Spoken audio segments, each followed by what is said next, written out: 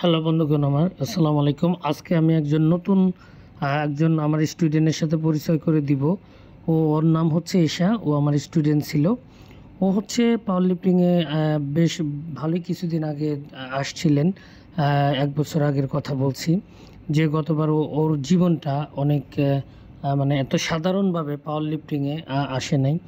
ও হচ্ছে খুবই ভালো লিফট করতো। যাই হোক, আমি ওর কোর্স ছিলাম, ওকে আমি ট্রেনিং করাতাম।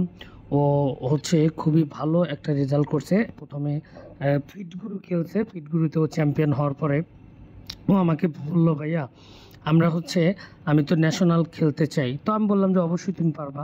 পরে ন্যাশনাল জন্য আমি প্রিপারেশন নিলাম, ওকে নেওয়ালাম। তো যেভাবে আমি বলছিলাম, যেভাবে রুটিন সেট করছি, ও সেভাবেই করতো।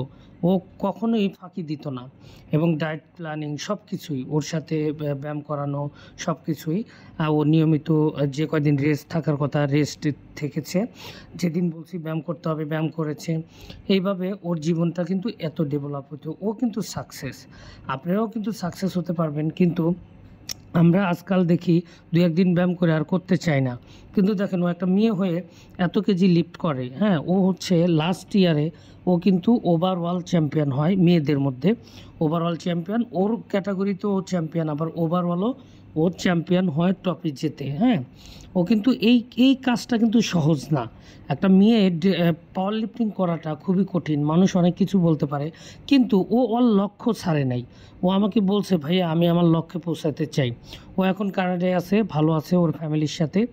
ও মাঝে মধ্যে যোগাযোগ হয়। ও হচ্ছে ট্রেনিং চালায় যাচ্ছে। ও যদি বাংলাদেশে আসে, ও বলেছে যে আবার খেলবে ইনশাল্লাহ। ও কিন্তু দেখেন, এখানে 150 কেজি আমি কিন্তু ওকে জিমে ট্রেনিং করা নিয়ে গেছি। আর ও হচ্ছে যখন ও ন্যাশনালে ও কিন্তু 157.5 কেজি করেছিল, 172.5।